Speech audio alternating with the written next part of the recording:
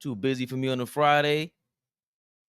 Huh? I got my glasses off looking at the screen. What is this?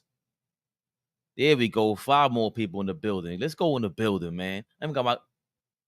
Put your glasses back on. All Ball TV. They scared, but I'm not. They don't like comentario. Y suscribe.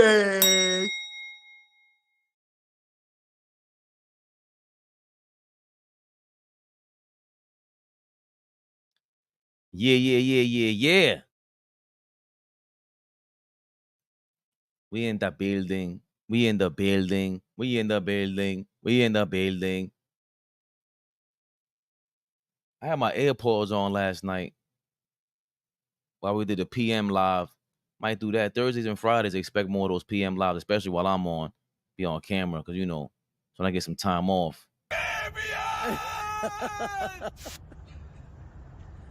Turbo, what's good? Turbo. What rhymes with turbo? Word flow. You heard though? Huh? Turbo, you heard though? We in the building. John Pettit. Is it like Andy Pettit? I know Andy Pettit has a T in his name. Good morning, my guy. Juan Petito. What's going on, man? A little more Knicks rehab and NBA rumors. We got to do both. We do this for the algorithms, baby. We chop the videos up, put it on the other channel. That way, we talk about other things. Wait till we talk about these other topics. You hear how we feel about certain events in our life, certain intimate events in our life, the most special way to go about intimate proposals. We talk about it all. Anarchy, what's good, baby? Kevon Blazemore E. Blazemore. Yeah, Blazemore. Let me give you all the weather for today. 77 degrees, humidity's at 70%, but it shall be raining. It will be raining today. It shall be raining. It shall be raining today. See what time it's gonna start raining. It's raining now, actually, in New York. And it's saying up until 10 o'clock.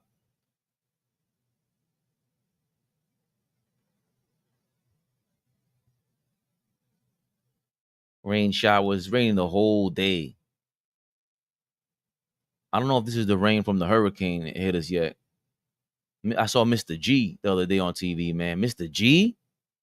Whew. Wepa, fly, teta, puñeta. What's up, G, man? I don't think Google could catch up to that unless, they in PR. You got to be Puerto Rican, G, man. Puñeta. That's from PR. Cajo. No. Llevó el cajo al mecánico. Puñeta. Me jodió el maldito carro eso. El maldito cajo. Puerto Ricans are like the Jews of Latinos. That's a good thing, Google. Watch your mouth, Google. So far, let's get into it. Rainy day here in New York City. The latest I've heard that I saw, Mr. Gary Trent Jr. is expected to pick between the Philadelphia 76ers and New York Knicks, tells Bucket Access. Gary Trent Jr. and his agents at Clutch Sports are looking for a 1-year deal. We don't want no Clutch Sports clients over here. We la cosa rosa over here. So Gary Trent, you ain't switching sides. You're going to be going joining Philly. Or Denver Nuggets have emerged as the front runner for Gary Trent Jr., sources tell Buckets. Denver officials have had a few people on their radar, and Trent Jr. happens to be one of them. I remember Gary Trent Jr., I think, was he on Toronto team? Ball suckers.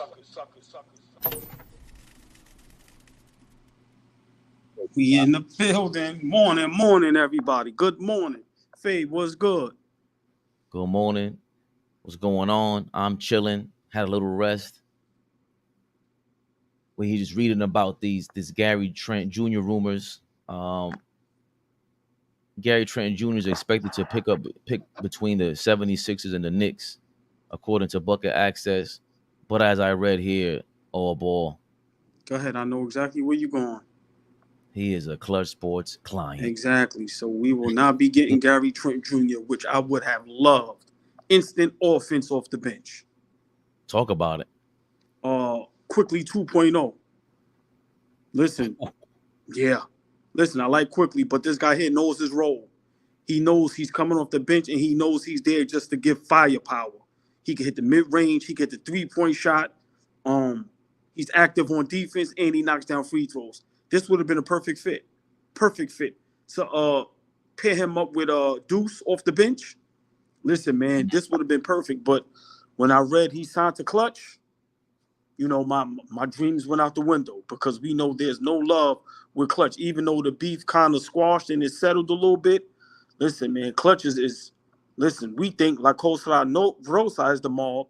Clutch is moving like the mafia too. So, it's I see Clutch hating on us so much to where they rather him go to Philly to make Philly stronger than us. So yeah, Mm. this would be a blow. This would just make Philly bench better. But if we had them, man, listen, these are the pieces that we keep talking about to become that championship contending team. Little pieces like this that you need. Um, I would love to get Gary Trent Jr. I like his career is solid. I've always liked him. Like I said, instant offense off the bench. Yeah, I agree with you because now I'm thinking back on them Phil Jackson rumors. Remember when Phil Jackson said the posse thing, and I was Yeah. like, "But look at us! I'm over here. I'm calling everybody the mob. We calling everybody the mob." So I don't think Phil Jackson was ever wrong about that. I just thought it was a way for LeBron to blow that up and kind of get Carmelo. You know what I mean? Like Well, Melo was here, so imagine if well, he goes, "Yo, sorry. why you want to go over there for?" Well, the I think Phil Jackson was wrong about the posse comment, but You I do? yeah, because you don't it's you could have used another word, but he seen, they was trying to I love you too. move Have a good day. Sorry, they head on a swivel. yeah. He seen what they was trying to do. And this is why they left Miami. And Phil Jackson, being who he is, seen that coming a mile away. You ain't gonna come in here and run the organization. So I just don't like that he called posse. But like I said, Clutch, Braun, Rich Paul, and them. Listen, they any organization they go to, they trying to run everything, and it seems like this is why he went to the Lakers. I don't think it was because he wanted to live in LA. Because even though the Lakers is one of the greatest franchises in sports history, they gave him the power that he wanted. Think about him in Cleveland. Dan Gilbert wasn't going for that. Look at Miami. Then look at Phil.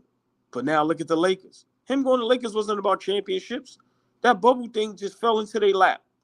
No disrespect. He was going over there probably to learn the business because in the future, when this expansion team thing happens and, they get a team in Vegas, which I'm pretty sure is going to happen, I would say in the next 3-4 years, he wants to be owner or part owner of that. So whatever team he went to, he wanted to be part of that, you know, part of having the power, owning and making decisions because this is what he's going to be doing probably for the rest of his career.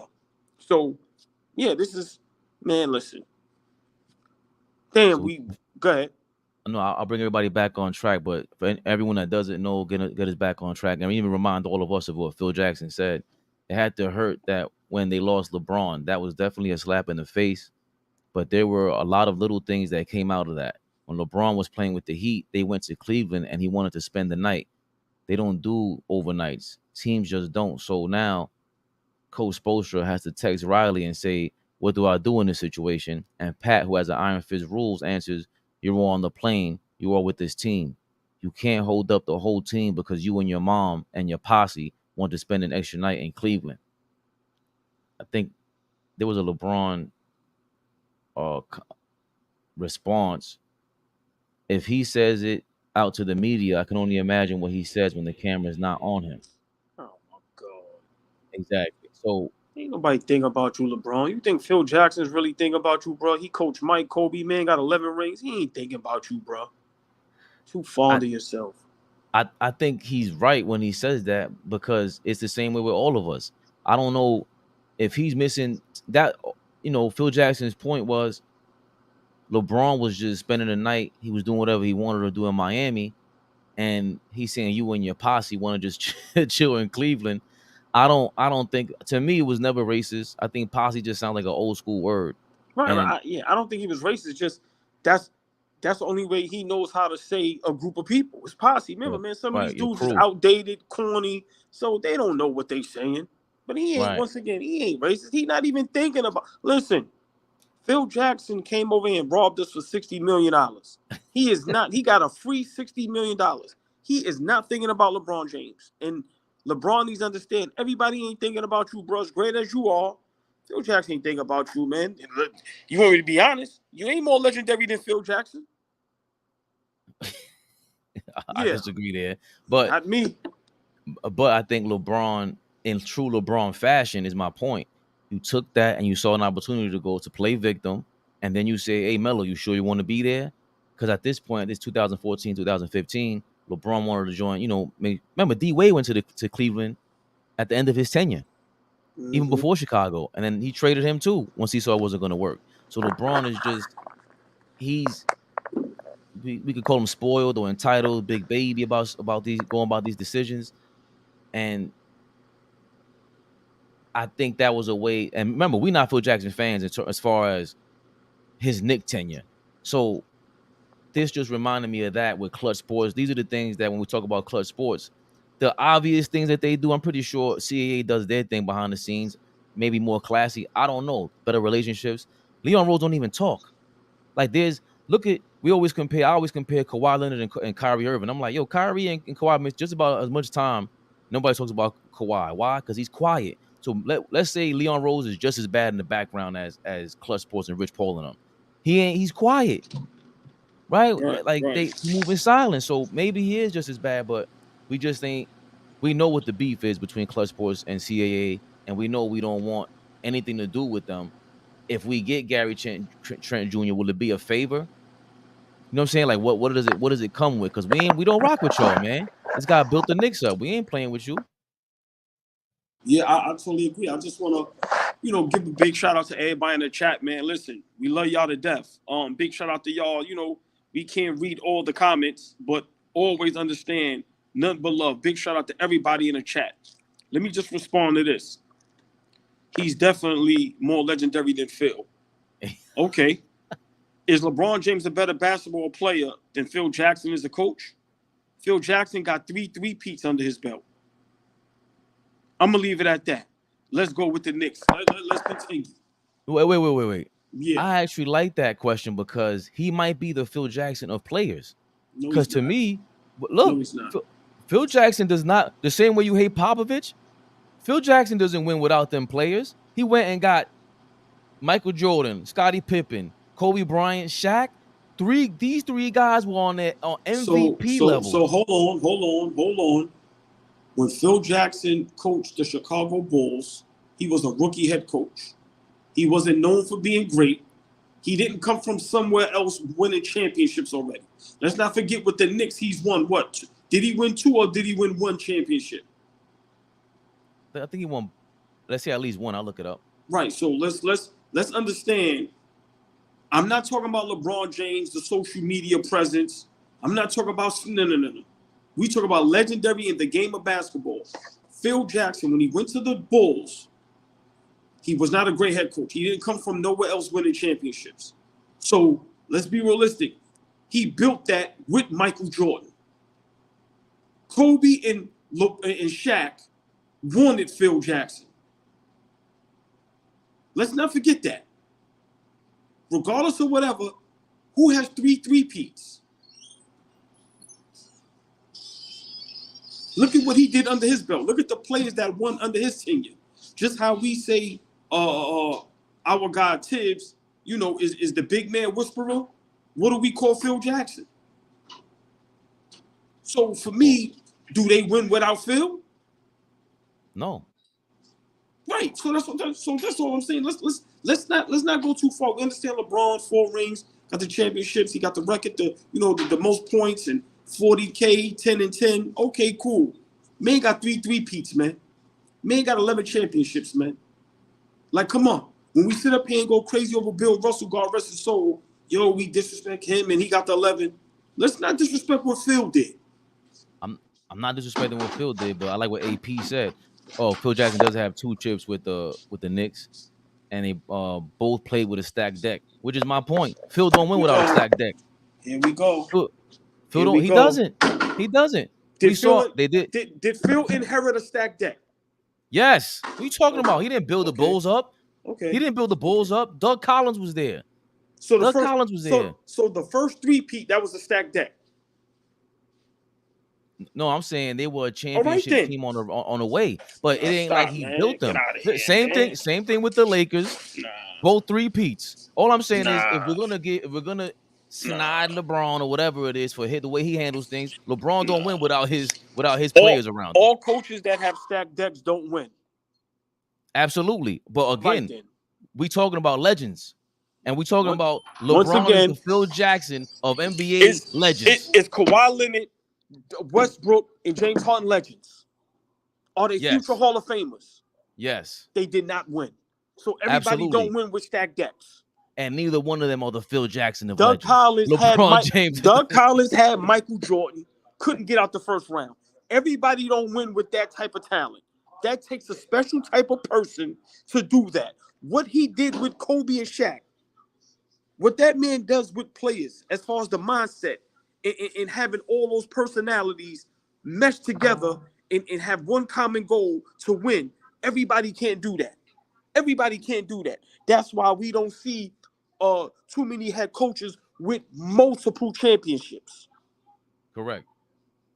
But Doug Collins ain't no Phil Jackson. Kawhi Leonard, Russell Westbrook, James Harden ain't no LeBron James. I'm not saying that they are. I'm just saying, let's not say he only won because he had a stacked deck. How many teams have stacked decks and the coach don't win? Listen, we ain't talking about them other guys. We talking about the best of the best, the cream of creme de la creme. LeBron James and Phil Jackson are at the top of the list in each of their respective professions. One is a coach, one is a player. We talking about the GOATs at their position.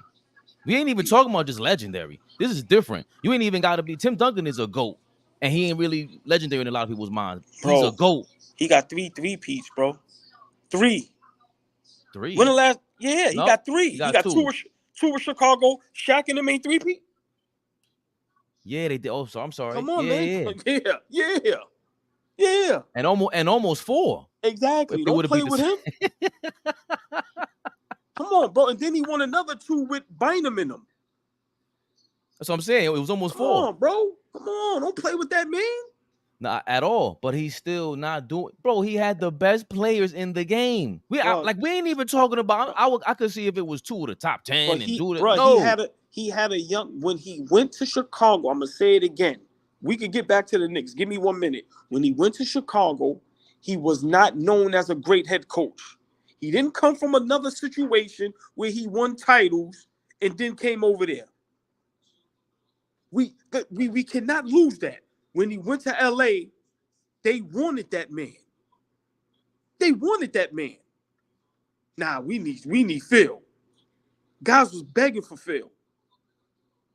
Ain't nobody begging for LeBron James. They running away from LeBron James.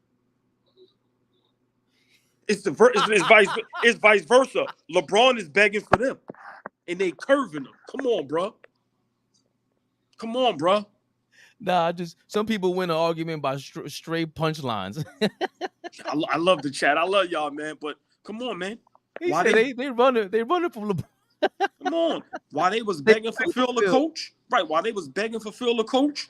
LeBron is begging players to play with him, and they curving them. Come on, bro. Come on. Is LeBron doing to the Lakers what Phil Jackson did to us? So that's a great question, right? Because I got to give a big shout out to my pops. My pops, right? He's not into sports how he used to be, but he always said, "Why did James Dolan Phil Jackson turned us down like 3-4 times. Right. And my pops always just like, yo, what is James Dolan doing? So, of course, after a while, it's like, yo, if you want me to just take your money, I'm going to take your money. I just think Phil Jackson didn't care. It was just like, yo, are you going to give me the money? Like, you basically forcing the money on me. I ain't give it here. I think what LeBron is doing is just strictly business, where it's just like, I'm going to learn how to run an organization, and I'm going to learn how to use my power. And if I can't have this power, I'm not playing for your team.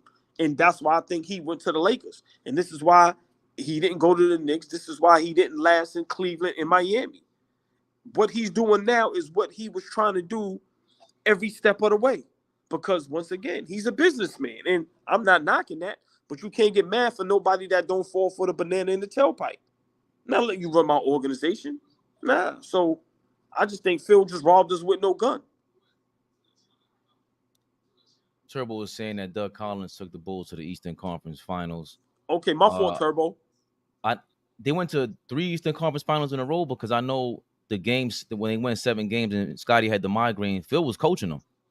Phil had him in the Eastern Conference Finals and Scotty had the migraine because I know he lost that. I thought he won every year with the Bulls up until the Mike retired. If I'm not mistaken, Phil Jackson went to that Eastern Conference Finals with the Bulls. But all great points that we made. So in my opinion, if LeBron James is the Phil Jackson the players, maybe not. So what? It sounds like you either have Phil Jackson as the Michael Jordan of coaches, or if not, who do you have as Michael Jordan of coaches? Phil Jackson is the greatest coach of all time. To me, Phil Jackson is the greatest head coach in all of sports. The only one that probably could rival him is you got to maybe go with guys like Red Auerbach or what's my guy that was coaching the Green Bay Packers way before we was born? Vince Lombardi. Right. To me, those 3. Then comes the Belichick's and all of that. But I think you put Phil Jackson up there with Vince Lombardi and guys like that. Yeah, listen, man. That man got 3 three-peats. And then he got 2 back-to-back. Like, come on, man. Nah, man. Like, Phil, like, I know people don't like Phil Jackson personally. But what he has done, people that it's not talking about enough. Like, where's his 30 for 30? Where's his documentary that's super ill, where it's like, yo, this man came from wherever he came from, just like an Eric Spoelstra. That's why they lucky. If Spoelstra get 4-5 rings, that head coaching list is going to change. But what Phil Jackson did, as far as a head coach, is unmatched. It's unmatched. I don't care about what talent y'all talking about. What he did is unmatched. He made 3 three-peats. He was able to have players play together that if it wasn't for Phil, that team wouldn't be together. Kobe and Shaq with that mess. He dealt with Dennis Rodman, bro. He did what Pat Riley couldn't do. Pat Riley coined the term 3-peat and never actually completed a 3-peat. Phil Jackson is the 3-peat whisperer. Damn. Yeah, Pat Riley in my top 5. Yeah, Pat Riley in my top. And this is great because Pat Riley and Phil Jackson both were part of the Knicks. So this is still Knicks rehab. But Pat Riley is in my top 5, but I'm not taking Pat Riley over Phil Jackson. I'm definitely not doing that. I love Pat though. Pat is definitely in my top 5. He don't have 3 three-peats. Because it still is to what Pat Riley spoke to. There's something I gotta look that up. The greed, the more, whatever. It's harder for you to go back to back to win that second of the leg of the back-to-back championships because the players get greedy, they get comfortable. Right, you know how this goes. The bag's on the table. So imagine 3. And then you do 3 times, and it could have been 4. Right. And then the 4th time you win, you do it back to back. Right. Like, come on, bro. That not, bro. That don't happen. Like you said, guys is not winning back to back, let alone 3 in a row, 3 times. And what if Mike didn't retire? What if Mike didn't have them little hiccups? Come on, bro. Like, nah, Phil. Listen. What if Mike what if Mike spent less time at the at the gambling spot? Okay, I mean, yeah, we can say that. We can say that. But Phil Jackson deserves a lot more credit. Now, what he did to our Knicks, listen, man, I'm definitely not a fan of that. I don't know what that was. I don't know if that was purposely. We just try to like throw us to the point where we could never climb up from under that. But I'm just saying, as far as a head coach, yeah, of course, Pat Riley as an executive is nothing less than excellent. So it's no comparison when it comes to that and him and Phil. But I'm saying strictly coaching, Phil Jackson legendariness is up there with Mike, Tom Brady. If y'all want to put LeBron up there, yeah.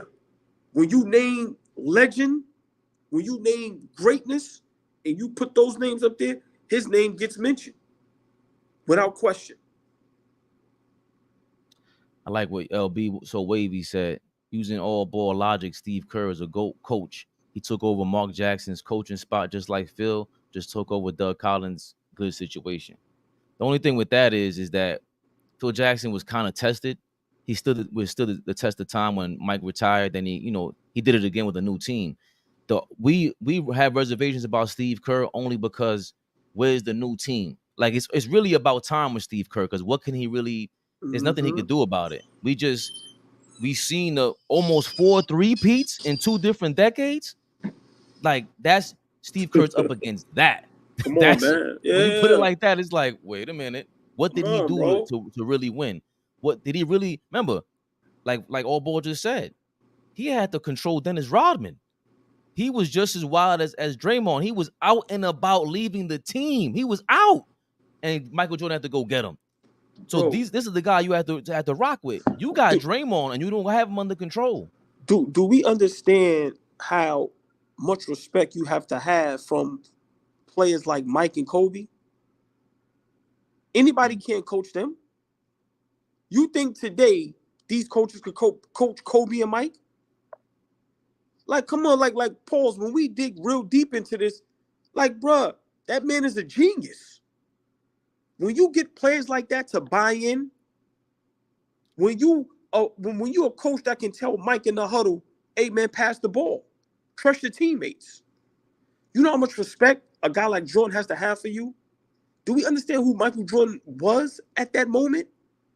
And for you to be the head coach of him to respect you, like, come on, bro. So if a lot of us got Mike as our GOAT, we got Kobe as our GOAT, we got both of them in the top 5, however y'all want to have it, top 3, and we know the mentality they had and the just the killer mentality, the will, and for them to be able to play for that coach and respect him, come on, bro. That's a different ball game.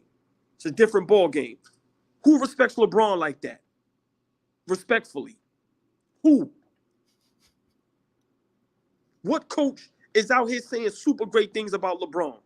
It ain't Mike Woodson. We don't even know if David Blatt's still living. Come on, man. Cut the jokes. Yeah. By the way, Turbo was right. Doug Collins did bring the Bulls to their first Eastern Conference Finals appearance in 15 years. Okay. Before he was fired. But I do, yeah, he was right about that. I think Phil brought him to the Eastern Conference Finals, and then he went to the finals. I'll check on that. Yeah, because he was fired. Doug Collins was fired in '89. The Bulls went in '90, and the Pistons won in '90. Then the Bulls won '91, '92, '93. Yeah. So, yeah, that's an interesting combo. Who's the greatest coach? Because I think like Don Nelson is the most underrated coach of all time. Spoelstra is Doc Rivers is the most overrated. Apparently, I got George Karl up there as the most overrated. He's not even overrated. He's just the most terrible coach of all time.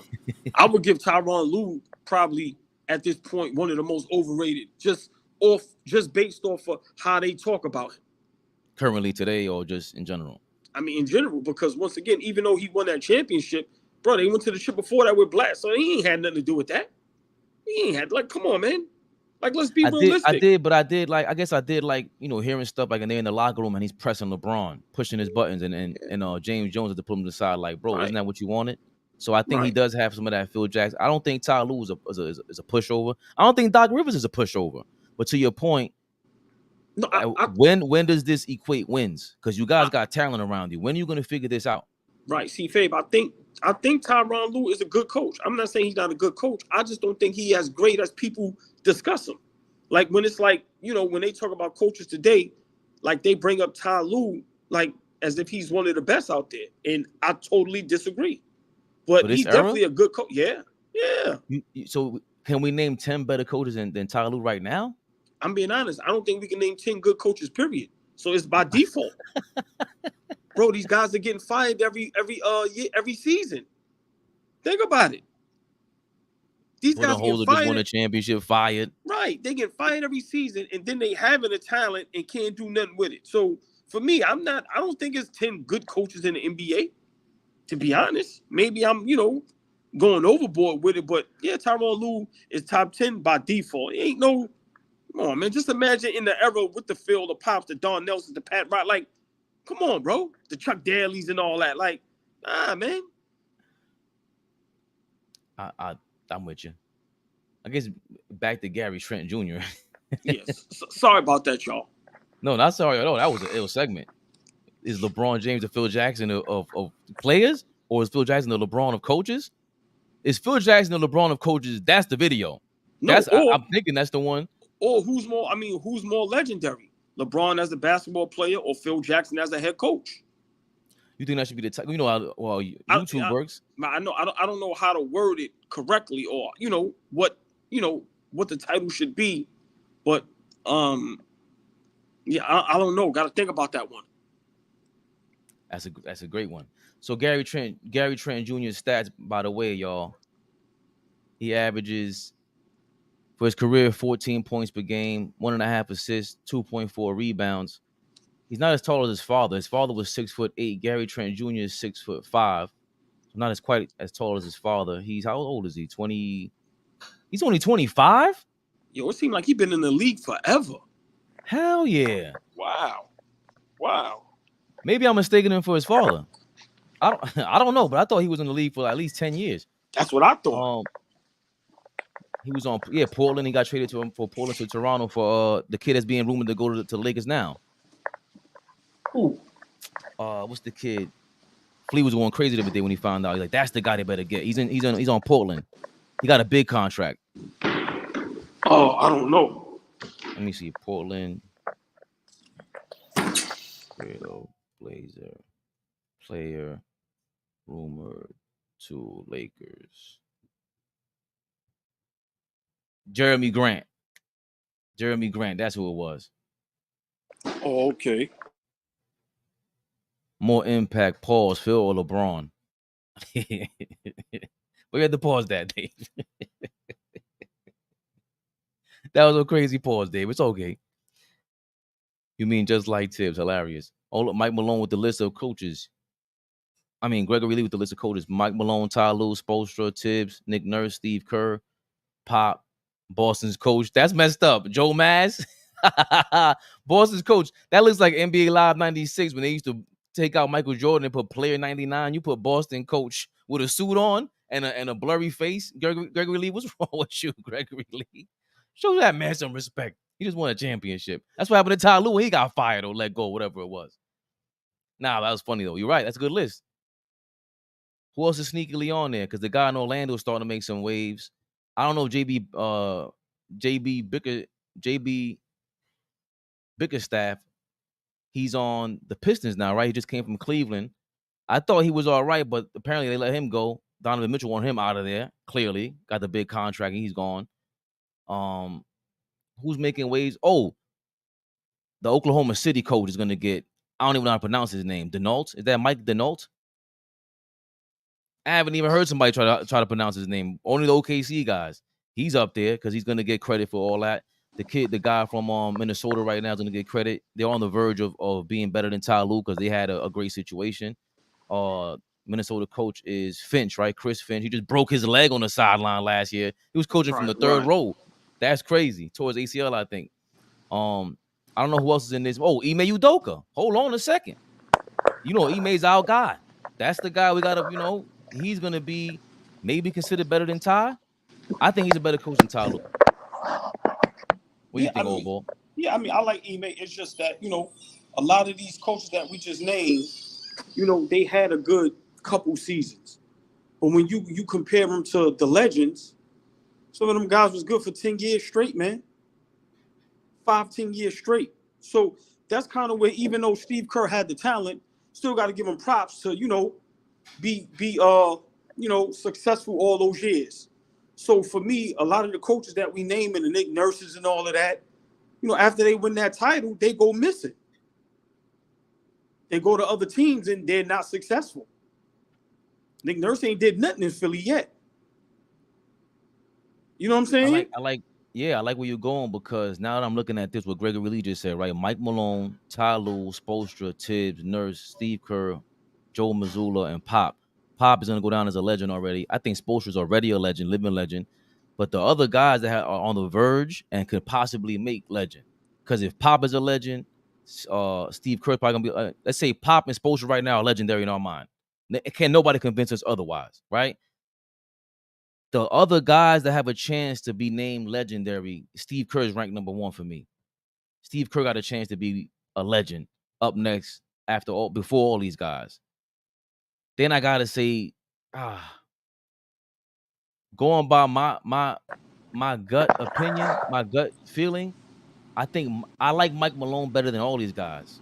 I just love Mike Malone. The way he got at LeBron after the press conference last year, the way he talked, like the way shout out to his father, God bless the dead, Brendan Malone. The way he talks about the game, I just like the way he talks and the people respect him. I Well, think he's the next guy up after Pop and Spoelstra already legends all ball. But who's the um, guy out of these guys you see that is, oh no, they're gonna be like Steve Kerr is ranked number one. He got it, they're gonna call him the next legendary coach. I believe. Unless you disagree, is it him, Mike Malone, Ty Lue, or Nick Nurse? Or Tibbs? so Mike Malone to me turned me off. After that Mm, title run, they've done nothing.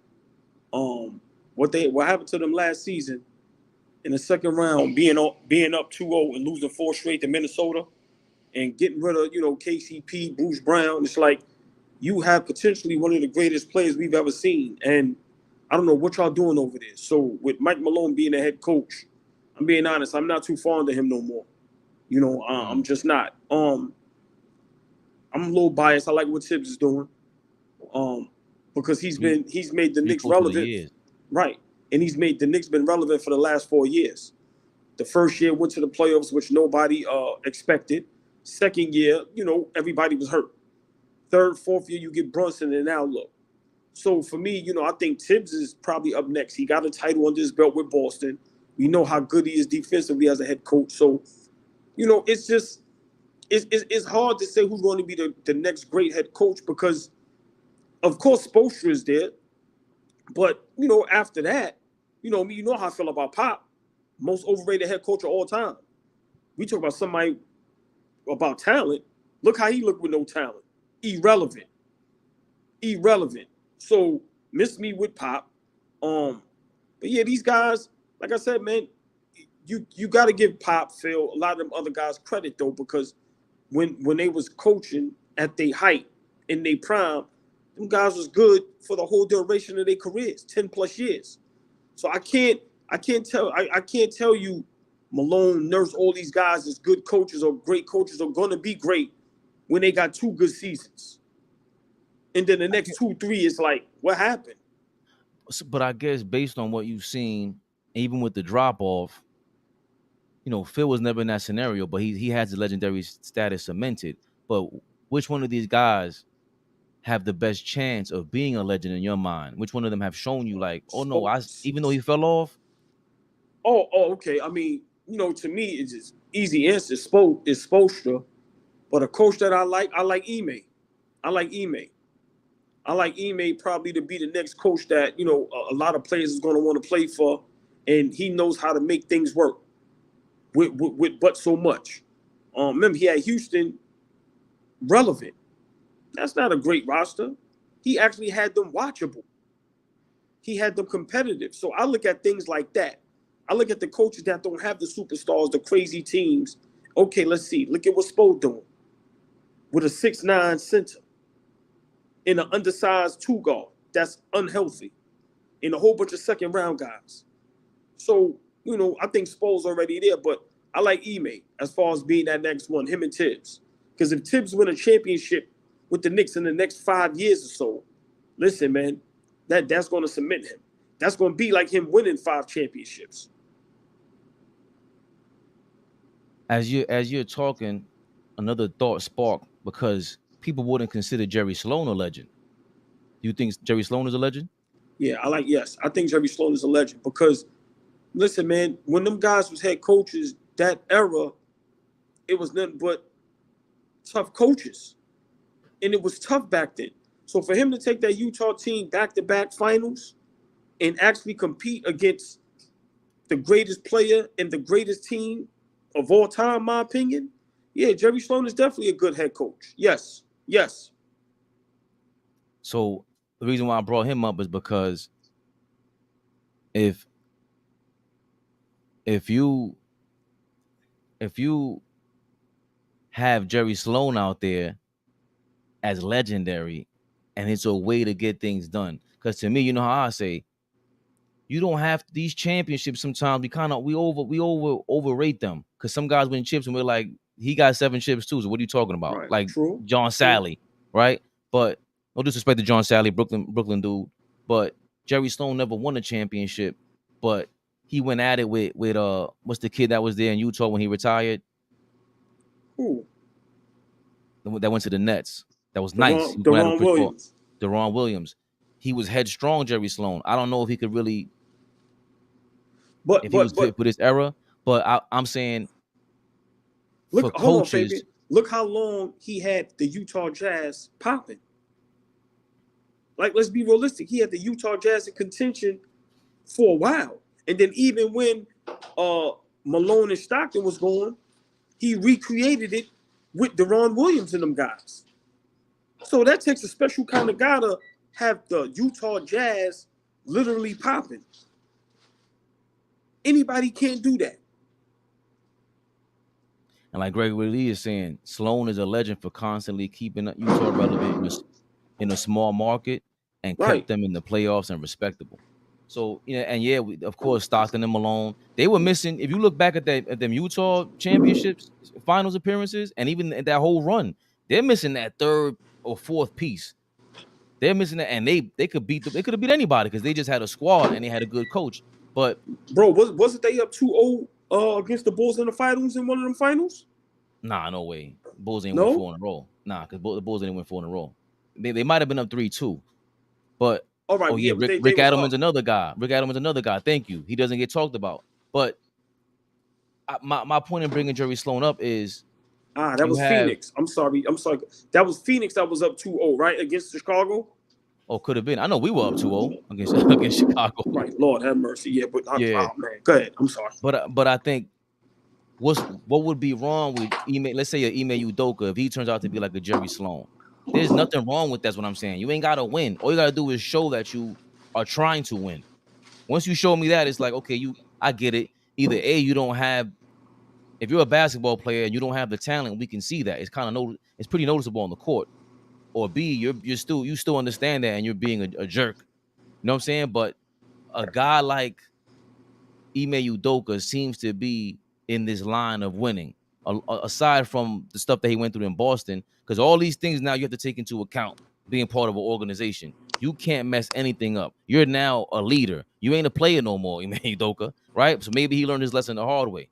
But there's nothing wrong with being a Jerry Sloan of coaches, in my opinion. Just because you didn't win, to me, doesn't mean you didn't try to win. I guess that's all I'm really trying to say. Yeah, of course. I mean, just to finish it off, of course.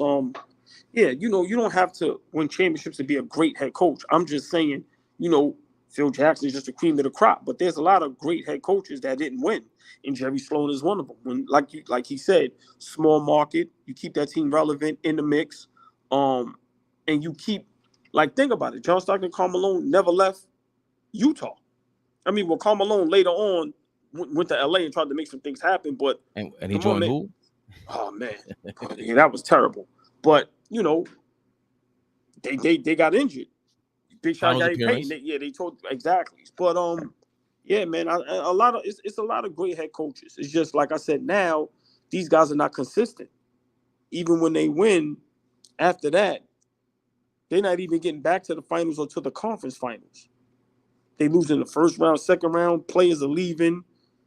So yeah, Ime Tibbs, young man in Boston look like he's gonna have a bright future. So yeah, but right now, you gotta go. My guy from Miami. Right now, to me, the best head coach in the NBA the past couple years. Even though he hasn't won since he had LeBron, but we just talking about coaching.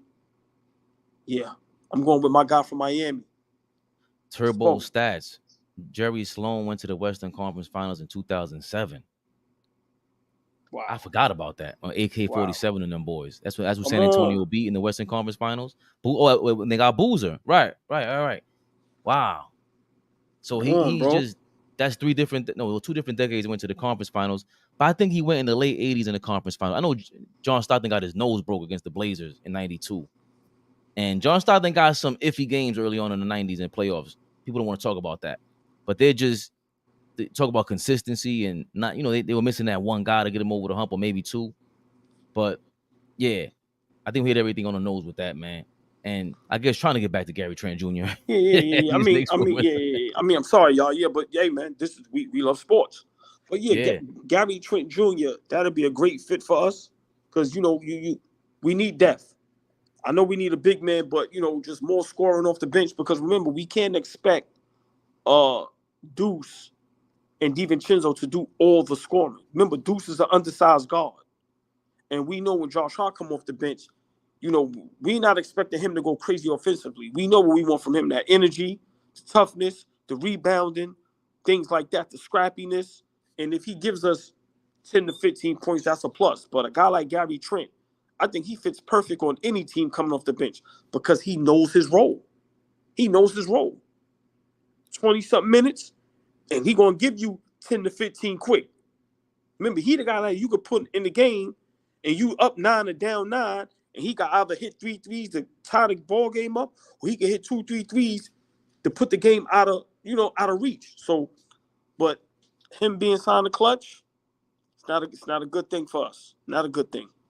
He shoots 42.6% from the field last year. For his career, he shoots 42%. He never shot over better than 43%, or maybe his second year was 44%. He played 61 games. From three for his career, he shoots 38%, which is about league average. If he don't choose the Knicks for the minimum or whatever it is, you go to Philly, it's all right. I think that's all right. It's a decent team with Nick Nurse. He played with Nick Nurse before in Toronto, right? But I think if he's smart, he goes and joins Denver and them because you're gonna get the ball. You want to score, gonna have a career year, go to Denver, man. If you want to win, and if you're gonna sign a 1-year deal to look better, you see what happened with KCP and Bruce Brown. They got the money.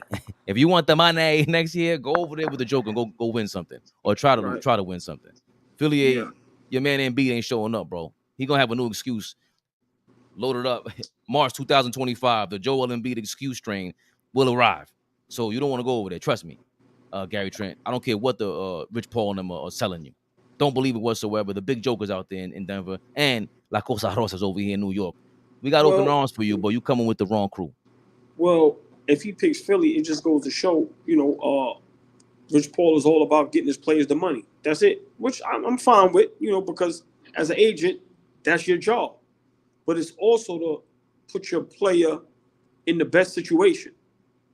And the best situation is the Knicks. It's not the Philadelphia 76ers. So, Clutch, shows their hand. But hey, these guys is in it to make as much money as possible. But I think wherever Gary Trent goes, he's going to be a great help.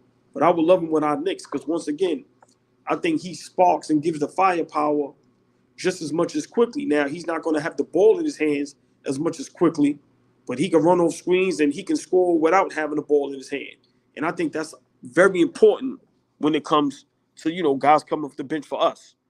Because a lot of our guys got to have the ball in their hand for them to, score. So, man, I would have loved to get Gary Trent, man. Like I said, we'll see.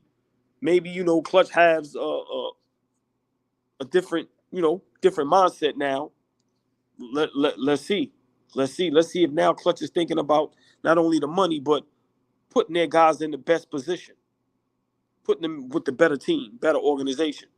Because it's damn sure ain't Philly. Yeah, I'm not saying I'm hoping for anybody's downfall, but Daryl Morey got to be on the clock already. He's been in Houston and Philly, and to me, he's a hot mess. And they don't talk about that I enough. don't even know how he still got a job, bro. Yeah, and he just like LeBron, he talks on Twitter and goes crazy. He had to slow down. So he's a part of that Joel Embiid hot mess train. Because if you don't get this in order, you traded James Harden, you had a big breakup with him, and then this is one of those old school Nick moves. You get Paul George at 35 years old. His contract ends at 39. Yeah, crazy. Why isn't he? Them Philly fans should be up in arms about this guy. They should be saying, wait a minute, if this doesn't work year one, bro, we want you out of here now. You are garbage.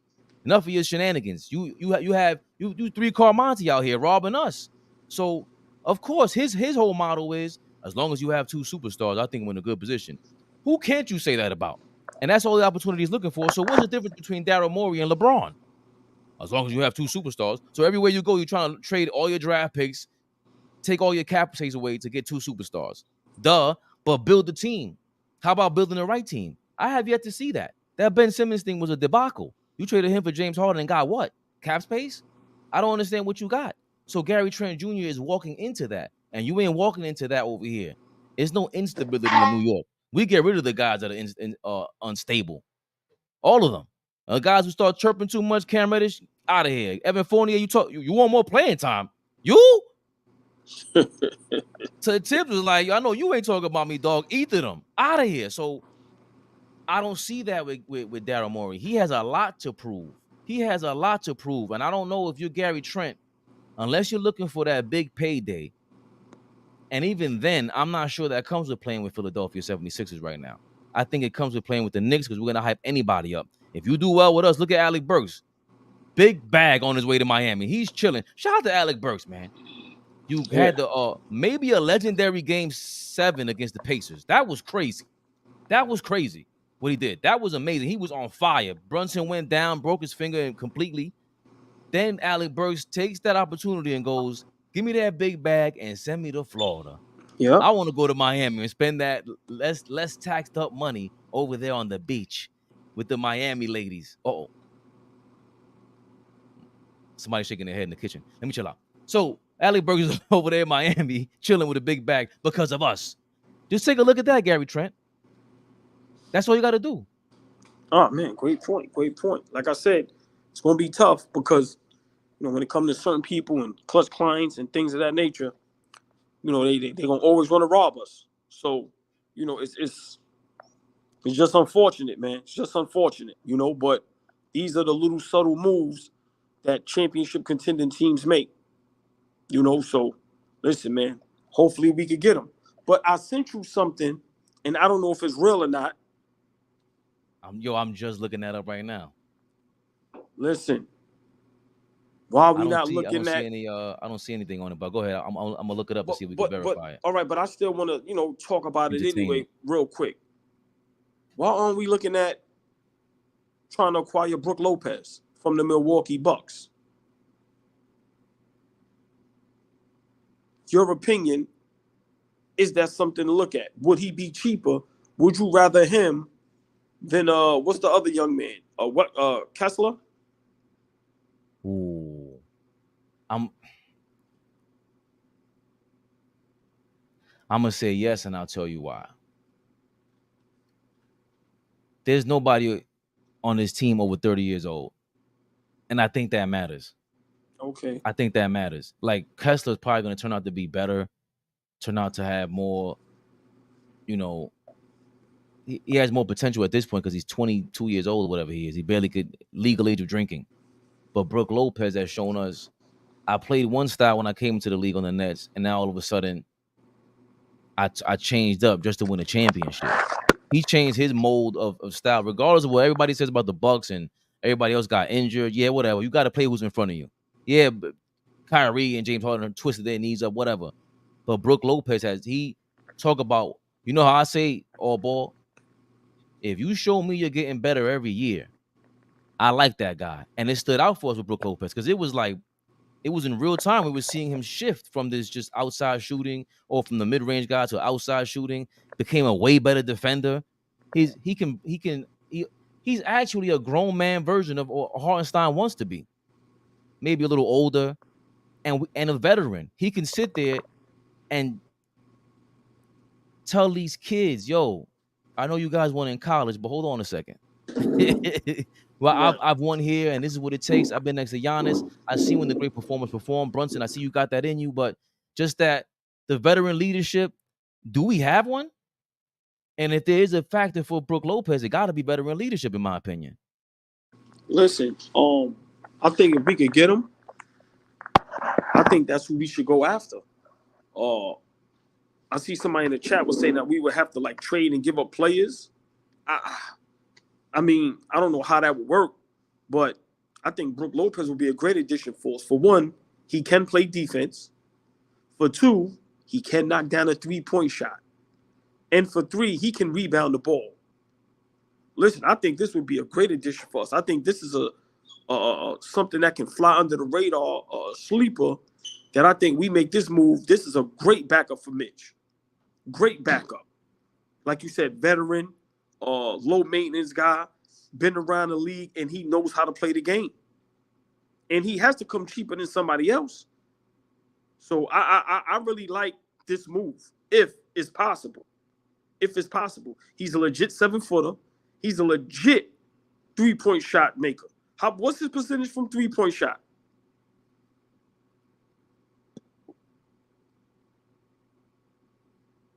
And he knocks down free throws. For his career, he's a 35% three-point shooter. He's not a great three-point shooter, but he can hit it because he's around league average. I think league average is 38%. Right. He's at 36% last year, almost 37, 37, 36. So he just recently started really shooting over 35% consistently. He had one year he shot 36.5% in 2018, 2019. But he's a threat. You just can't leave him open. And again, to your point, defensive player of the year candidate. He finished in the top in second 2 years ago when Triple J won. Right, exactly. And then that 2 years ago was not that far. Right. I just think he's a little overrated defensively, him and Giannis. Because how you lose Drew Holiday and both of you guys just disappeared on a defensive end. Right. But it's not about him being great. It's just he can defend. Like, he's not a pushover. I'm not saying he can't have a 40-piece dropped on his top poles, but he's going to block shots and he knows how to defend.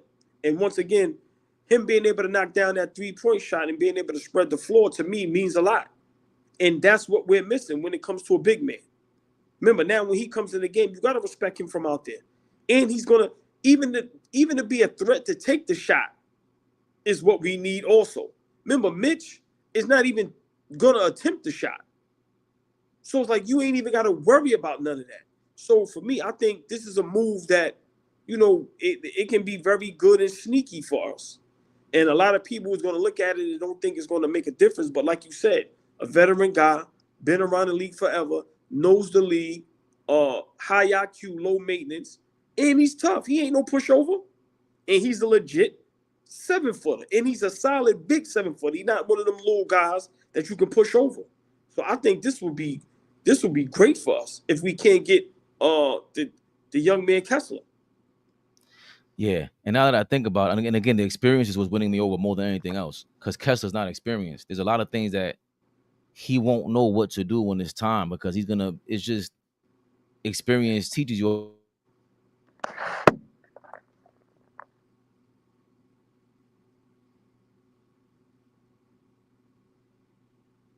impulsive and just pure skill. And so Brook Lopez, he's been there, done that. Like, I've seen this play before. Oh, they're gonna do this, and he's off of experience, muscle memory, and be like, here's the pass. Right, he has the experience. Yes. And also, he played alongside Middleton, Drew Holiday, Bobby Portis. If we're being real, I don't know if Drew Holiday, Bobby Portis, and Middleton is a better starting lineup or better lineup than OG, Bridges, DiVincenzo. He played with DiVincenzo when they won also, and Randall. Because you have Drew Holiday there, but who's the other guy on the rotation that you have to go help you on defense? You got Bridges and OG on here with Brook Lopez. That's what he was missing when he lost Drew Holiday, as a matter of fact. Now that I'm thinking about it, now you got defenders to help you out and get back into defensive player of the year mode. So, damn. And he's a light post threat.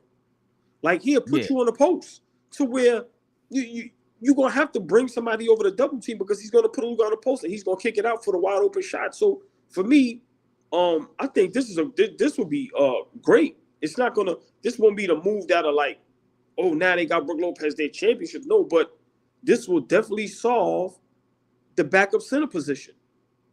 for sure. The experience, he has it all. He has it all. And he plays. I think he also fits what Tibbs is looking for on the center position a lot. Not saying all of it, but when you say he's a post player, he has a presence there. He can, but Tibbs ain't even looking for all that. Right, So, right. No, right. you know what I'm But saying? Like he fits. but hold on.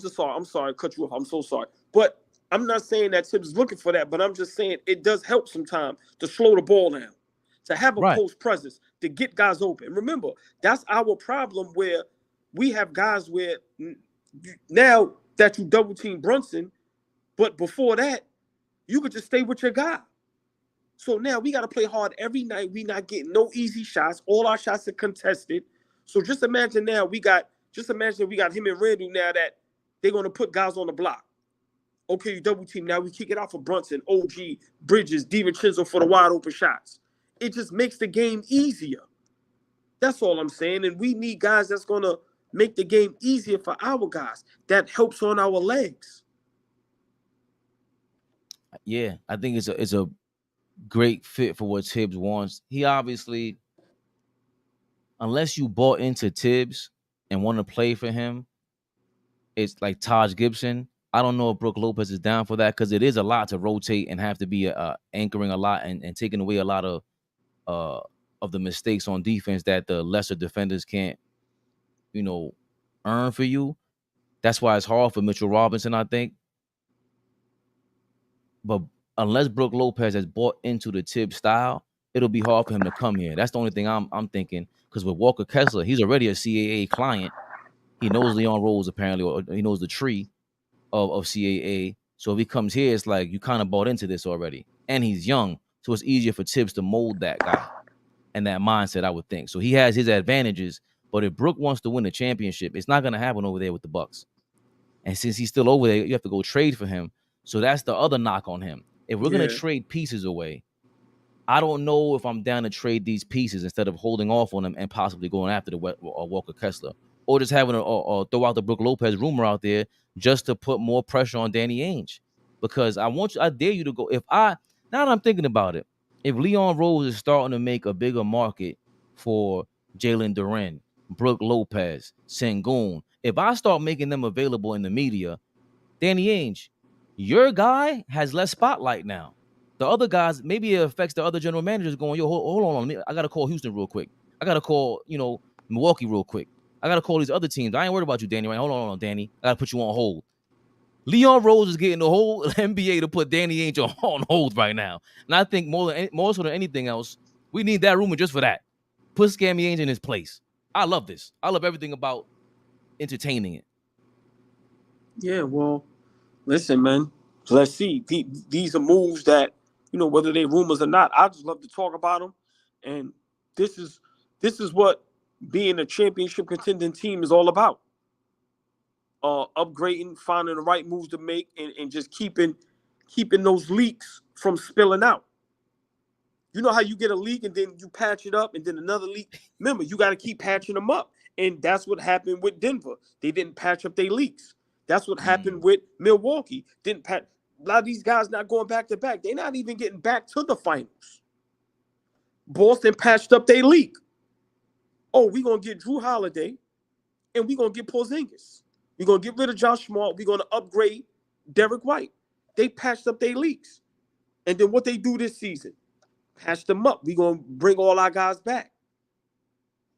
So for us, the leak we have right now, it's no secret. We need a backup big man. We have to patch up that leak. Because there's no way in the world we're going to go into the season with just Mitchell Robinson and Precious Achiuwa. You cannot put that pressure on Precious all season. We need someone else just in case Mitch can't hold it down. That's why Hartenstein was so important and so vital to the lineup. Now Precious doesn't have that pressure on him to be the legit backup center. Now we need a legit backup center. Precious is the guy to back up that. But now we cannot make him the guy right after Mitch. No, that ain't fair to him. It's not fair to him. So listen, for teams and You look at all the legendary teams from Golden State to Chicago to Detroit to Boston, LA to San Antonio. To a lot of these teams that won multiple championships, or Cleveland, Miami, that won multiple or went multiple times. They always patch those leaks up. They either came back with the same team, or if they lost somebody, they replaced that person, or they added something, whether it was on the court or on the coaching staff, whatever it was. Got to patch up them leaks. We lost one. We leaking right now. Pause. Got to patch that up. We lost Hartenstein. Cool. We gotta patch that up. So for me, Brook, Kessler, whoever it is, Sengun, but we have to patch it up. I'm sorry, we have to. Your chat is on fire. You guys are knocking down very strong basketball words. Let's go, Knicks rehab. Rodolfo, let's go. Yeah, I see all the other haters who don't understand what it is to have a conversation. But I ain't paying you no mind, because you got to hate watch us now, Papa. You in the building with us. You see the love. You see the love. That's what's wrong with y'all. You can't stand the fact that you like me. It's like when your girl, she be cursing you out and everything. You be like, yeah, but you love me, though. And you hate the fact that you love me, though. That's the problem. You can't do nothing about that. Sorry. Yo, man. All ball. All ball, suckers. We ain't playing no games out here. Come on, man. More comments? Two more. Julius plays the 5. He can be Draymond Durant at the 4 and OG at the 3. Mikhail at the 2. Brunson at the 1. I hate the Knicks, but I ain't a hater. I'm love watching. Let's go, RP. You understand RP he always bringing the shots out here. That's how I know we got love for us. Come on, man. Yo, we love you too, Robert Paulson. Listen, man. Sengun is over, but we might lose a player, so nah. We talked about that yesterday. I don't know if you, or maybe you commented on that video. Go back and watch. Well, listen, Fabe, I got to get out of here. Yeah. That's why I put the drop on. I was just reading the comments before I did the official ending. All right. Well, for me, everybody in the chat, have a great weekend. Y'all may see us tomorrow or maybe Sunday sneaking a little live. We don't know what time. But look, watch our social media platforms. But everybody, have a great weekend. 1,000%. And we'll chop up the clips up. So we have, the All Ball Fabian Perspective channel. We got Knicks Rehab channel. So look out for the, more Knicks chopped up content on there tonight or throughout the day, throughout the weekend. And on All Ball Fabian Perspective, I'll chop up the stuff that aren't Knicks related. Because, we're trying to get the algorithm to understand who we are. Because it's not about us. We're working with a computer. That's not a real person. They just type in a math problem, an equation, an algorithm. They got me fighting against ghosts, man. You online tonight, Fab? I might be because it's Friday, but it's also a movie night, so I gotta watch, the movie with the kids, baby. USA #1. Uh-oh. We got the American flags out here. Salute All Ball Fabian Perspective. Lou Boog, what's going on, baby? Y'all know what time it is. Have a great weekend. We're gonna keep posting like All Ball said. We love y'all. It helps us keep going. Because sometimes with this game, it's the ups and downs of it, but I'm so white, I don't even have algorithms.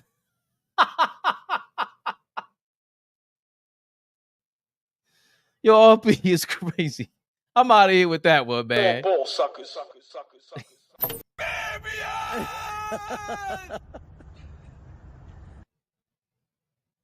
All Ball TV. They scared, but